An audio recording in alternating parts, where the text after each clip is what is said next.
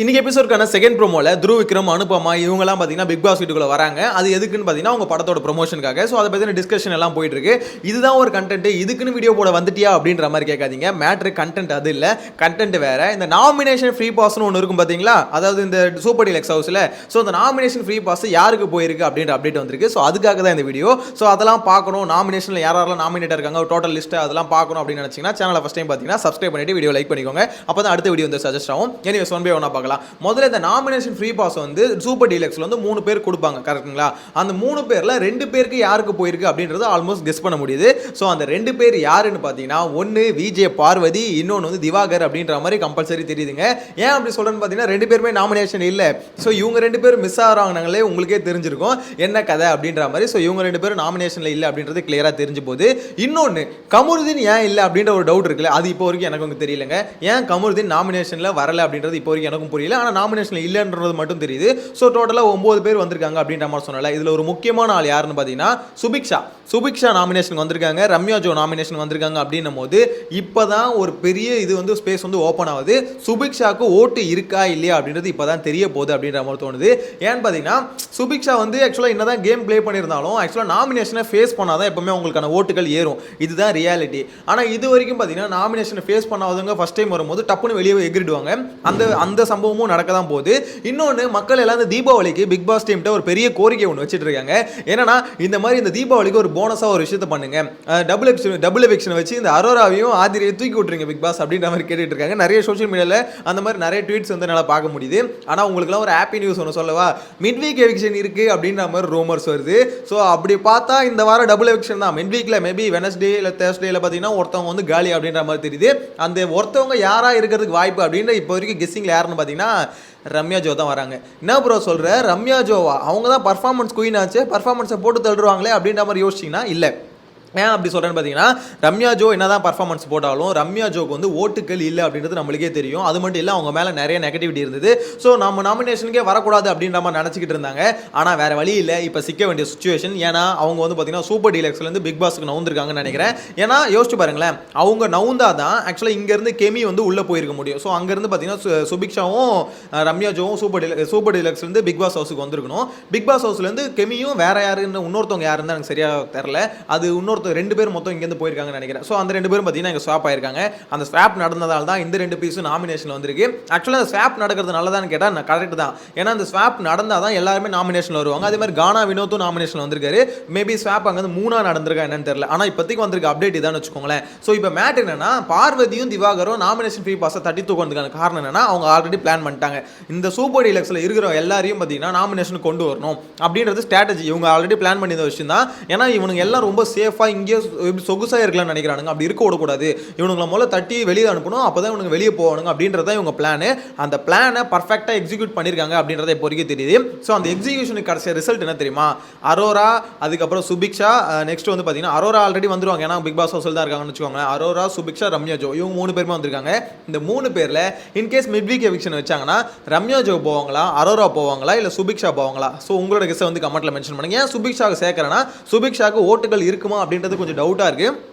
ஏன்னா இப்போ வரைக்கும் அந்த அளவுக்கு பார்த்தீங்கன்னா எனக்கு தெரிஞ்ச ஓட்டுகள் கொஞ்சம் குறையிறதுக்கு தான் வாய்ப்பு இருக்குன்னு நினைக்கிறேன். ஏன்னா சுபிக்ஷா வந்து பர்ஃபார்ம் பண்ணணும் அப்படின்ற மாதிரி இன்டென்ஷன் இருக்குது. ஆனால் பெருசாக இல்லை, ஓட்டுகள் இருக்கும், வெளியே போகிற அளவுக்கு கம்மியாக இருக்காது, ஆனால் கொஞ்சம் குறைவாக தான் இருக்கும்னு தோணுது. ஏன்னா டபுள் எவிக்ஷன் இந்த வாரம் மிட் வீக் எவிக்ஷனும் இருக்குது, அதே மாதிரி பார்த்தீங்கன்னா வீக்கெண்ட் எவிக்ஷனும் இருக்குது அப்படின்ற பட்சத்தில் ஸோ கம்பல்சரி பார்த்தீங்கன்னா எனக்கு தெரிஞ்சு, அதாவது இது உண்மையாக இருக்கும் பட்சத்தில், மிட் வீக் எவிக்ஷன் உண்மையாக இருக்கும் பட்சத்தில் கம்பல்சரி ரம்யா ஜோ போகிறதுக்கு அதிகபட்ச வாய்ப்பு இருக்குது அப்படின்ற மாதிரி நான் கெஸ் பண்ணுறேன். ஏன்னு பார்த்தீங்கன்னா ரம்யா ஜோக்குலாம் ஓட்டுகள் இருக்க வாய்ப்பே கிடையாது. சோஷியல் மீடியாவில் வந்த ஹேட்ரேட், அந்த அளவுக்கு ஒரு பெரிய ஹேட்ரேட் வந்து ரம்யா ஜோக்கு வந்தது. ஏன்னா அவங்க மயக்கம் போட்டு விழுந்தாங்களே, அதுவே நிறைய பேர் என்ன சொல்லிட்டு இருக்காங்கன்னா, இல்லை ப்ரோ மயக்கம் போட்டு விழுந்தது வந்து ஃபுல் அண்ட் ஃபுல் கண்டென்ட்டு, அவங்க வந்து ஒரு சிம்பத்திக்காக தான் மயக்கம் போட்டாங்க அப்படின்ற மாதிரி சொல்கிறாங்க. எனக்கு நான் யோசிச்சேன் இனிஷியலாக, இல்லை அப்படிலாம் இருக்க வாய்ப்பு இல்லைங்க, என்னங்க இப்படிலாம் பேசுகிறீங்க, என்ன இருந்தாலும் மயக்கம் போடுற மாதிரி யாரும் நடிப்பாங்களா அப்படின்ற மாதிரி ஃபர்ஸ்ட் வாட்டி மயக்கம் போடும்போது யோசிச்சேன். ஆனால் செகண்ட் டைம் மயக்கம் போட்டு வந்தாங்க பார்த்தீங்களா, அப்போ அந்த ஃபுட்டேஜ் ஃபர்ஸ்ட் வாட்டி வந்து நம்மளுக்கு ஃபுட்டேஜ் காமிக்கல அவங்க மயக்கம் போட்டது. 2வது வாட்டி மயக்கம் போடும்போது ஃபுட்டேஜ் பார்த்தோம். ஸோ அந்த ஃபுட்டேஜ் பார்க்கும்போது என்ன ஃபீல் ஆச்சுன்னா, என்னடா இப்படி விழுறாங்க, வராங்க. ஏன்னா இதுக்கு முன்னாடி நம்ம அசீம் வந்து பார்த்தீங்கன்னா மயக்கம் போட்டு விழுந்தெல்லாம் பார்த்துருக்கோம். ஸோ அப்போலாம் பார்த்தீங்கன்னா பொத்துன்னு ஒரு மாதிரி விழுவாங்க. இவங்க வந்து பார்த்தீங்கன்னா அப்படியே வளைஞ்சு விழுற மாதிரி விழுறாங்க. அதை பார்க்கும்போதே கொஞ்சம் டவுட்டாக தான் இருந்தது. ஆனால் நான் அதை வந்து கிரிட்டிசைஸ் பண்ணல. இந்த மாதிரி வந்து இவங்க ஃபேக்காக மயக்கம் போட்டு விழுந்தாங்க அப்படின்னு நம்ம சொல்ல. ஆனால் நிறைய கமெண்ட்ஸு நிறைய பேர் வந்து பார்த்தீங்கன்னா ரம்யா ஜோ ஃபேக்காக தான் விழுந்தாங்க அப்படின்றது இப்போ வரையும் சொல்லிட்டு தான் இருக்காங்க.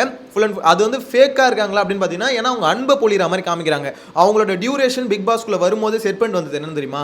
3 வாரம் உள்ள இருக்கணும். ஏன்னா 3 வாரத்துக்கான பேமெண்ட் இருக்குல்ல, அந்த பேமெண்ட் வந்தால் அவங்களோட கடன் ஏதோ இருக்கு போல, அந்த கடனை நான் அடைச்சிருவேன் அப்படின்ற மாதிரி சொல்லியிருக்காங்க.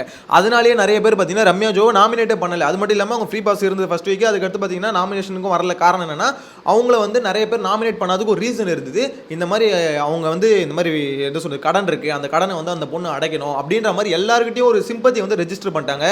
அக்கா அக்கான்னு சொல்லிட்டு கனி சபரி எல்லாருக்கிட்டையும் பார்த்தீங்கன்னா ஒரு பாண்டை கிரியேட் பண்ணுறாங்க. அதாவது அம்மா மாதிரி அப்படின்னு சொல்லிட்டு ஒரு மாதிரி சிம்பத்தி கிரியேட் பண்ணுறாங்களே, அதுதான் அவங்களை காப்பாற்றி வச்சுருந்தது. நேற்று வந்து விஜய் சேதுபதி வந்து அது உடச்சு விட்டாரு. இந்த மாதிரி அக்கா மாதிரி அண்ணன் மாதிரி இங்கெல்லாம் யாரையும் நினைக்கக்கூடாது, இது வந்து சக போட்டியாளர்கள் உங்க கூட போட்டி போட வந்திருக்காங்க அப்படின்றத புரிஞ்சுக்கோங்கடா பைத்தியக்காரங்களா அப்படின்ற மாதிரி தெளிவாக நேற்று சொல்லிட்டு போனாரு. ஸோ அதுக்கப்புறம் எனக்கு தெரிஞ்சு கொஞ்சம் கிளாரிட்டி மற்றவனுக்குலாம் வந்திருக்குன்னு நினைக்கிறேன். ரம்யா ஜோ போய் தாக்குன்னு தாக்கிட்டு இருக்காங்க. ஸோ அதனால தான் சொல்கிறேன் ரம்யா ஜோக்கு இருக்க ஹேட் ரேட்டுக்கு அவங்க தான் வெளியே போவாங்க. மேபி அவங்க நினச்சது நடந்துருச்சுல, 3 வாரம் உள்ளே இருந்துட போகிறாங்களே. இப்போ யோசிச்சு பாருங்க, 3வது வாரம் இது 3rd வீக்கில் அவங்க வெளியே போகிறாங்கன்னா அவங்க நினச்ச மாதிரி அவங்களுக்கான கடனை அடைக்கிறதுக்கு கரெக்டான ஒரு பட்ஜெட்டை போட்டு வந்திருக்காங்க. அந்த பட்ஜெட் போட்ட மாதிரி அந்த கடனை அடைச்சிட்டு போயிடுவாங்க அப்படின்ற மாதிரி தோணுது. அதே மாதிரி இன்னொருத்தரும் பார்த்தீங்கன்னா ஒரு பட்ஜெட் போட்டு வந்திருக்காங்க. யார் சொல்லுங்க? அரோராவும் பார்த்தீங்கன்னா நான் வந்து அமௌண்ட்டுக்காக தான் வந்தேன், அதாவது மணிக்காக மட்டும்தான் பிக் பாஸ்க்கு வந்தேன் அப்படின்ற மாதிரி சொல்லுவாங்க. ஏன்னா அவங்க ஃபாரின் போகிறாங்க மாடலிங்க் அப்படின்ற மாதிரி துஷார் கிட்ட பேசுறதை கேட்க முடிஞ்சுது. ஸோ அப்படி இருக்கும்போது அவங்களும் அமௌண்ட்டுக்காக தான் வந்திருக்காங்க. ஆனால் அவங்க எவ்வளோ நாள் இருக்கிறதுக்கு பிளான் பண்ணி வந்திருக்காங்கன்னு தெரியல. ஏன்னா அவங்க சொல்லலை, அது நான் அமௌண்ட்டுக்காக வந்திருக்கேன்னு மட்டும் தான் சொன்னாங்களே தவிர எவ்வளோ டேஸ்ன்றது சொல்ல. எனக்கு தெரிஞ்சு அரோரா போகிறதுக்கு வீக்கெண்டில் போகிறதுக்கு அதிகபட்ச வாய்ப்பு இருக்கு. ஏன்னு பார்த்தீங்கன்னா அரோராக்கு உங்களுக்கே தெரியும், அது காரணமே சொல்ல வேணாம். ஹேட் ரேட்னா அப்படி ஒரு ஹேட் ரேட்டு. ஆல்ரெடி அரோரா பேசின 18+ கண்டென்ட்டுக்கே ஏகப்பட்ட ஹேட் ரேட் இருந்தது. அதை தாண்டி இப்போ என்ன பண்ணுறாங்கன்னா இந்த கமருதீன் மேட்டர் இருக்குல்ல, கமருதீன் மேட்டரில் எல்லாருமே என்ன நினச்சாங்கன்னா, ஆக்சுவலாக கமருதீன் பேசுகிற தப்பு நானே தான் சொன்னேன். அவர் வந்து ரொம்ப லூஸ் டாக் விடுறாரு, ஆதிரை அப்படிலாம் திட்டக்கூடாது, சோறு தான் தின்றியா வேறு ஏதாவது தின்றியா. ஸோ அவர் பேசின வார்த்தைகள்லாம் ரொம்ப எக்ஸ்ட்ரீம், டு தி எக்ஸ்ட்ரீமுக்கு பேசினார். என்னடா அந்த மனசு இப்படி பேசுகிற மாதிரி இருந்தது அப்படின்ற மாதிரி நான் நினச்சிக்கிட்டு நைட்டு வந்து லைவில் பேசும்போது பார்க்குறேன் நிறைய பேர் கமருதீனுக்கு சப்போர்ட் பண்ணுறாங்க. என்னடா விஷயம்னு பார்த்தா அவர் எடுத்துகிட்டு அந்த கோர் ஐடியா இருக்குல்ல, அதாவது கோர் அந்த சண்டைக்கான கோர் இருக்குல்ல, அது வந்து அவருக்கு சாதகமாக இருக்குது. ஆதிரை தான் வெளியே இருக்க மேட்டரை உள்ளே பேசியிருக்காங்க அப்படின்னும் போது அங்கே என்ன இருக்குன்னா பப்ளிக்கு அப்போ அந்த பொண்ணு பண்ணதானே தப்பு, வெளியே இருக்க மேட்டரை உள்ளே பேசினா அதுவும் அவனை பற்றி தப்பாக பேசும்போது அவன் கேள்வி கேட்கறது கரெக்டு தானே அப்படின்னு சொல்லிட்டு சப்போர்ட் வந்து பார்த்தீங்கன்னா கமருதீனுக்கு பாசிட்டிவாக மாறிடுச்சு. கமருதீனுக்கு பாசிட்டிவாக மாறி இங்கே வந்து பார்த்தீங்கன்னா அரோராக்கு நெகட்டிவாக மாறிடுச்சு. ஏன்னா ஆதிரை ஒரு பக்கம் தப்பு பண்ணுது, அந்த பொண்ணு சொன்ன ஒரு இன்ஃபர்மேஷனை வந்து கமருதீன்கிட்ட சொன்னதே ஃபஸ்ட்டு தப்பு. நீ என்னதான் சத்தியம் வாங்கியிருந்தாலும் அவனை பற்றி தப்பாக ஒரு விஷயம் இருக்குது, அதை வந்து நீ மைக்கை ஆஃப் பண்ணிட்டு பேசுகிறேன்ற அதுவே மேலே ஒரு கிரிட்டிசிசம் இருந்தாலும் அவங்கள்ட்ட சொல்கிறது அதை விட பெரிய தப்பு. ஸோ அப்படின்னும் போது இங்கே டபுள் கேமான அரோரா மேலேயும் ஆதிரை மேலேயும் கோவம் வந்து அப்படியே ஷிஃப்ட் ஆகிடுச்சு. நான் எதிர்பார்க்கவே இல்லை, நேற்றே சொல்லியிருந்தேன் லைவ்ல.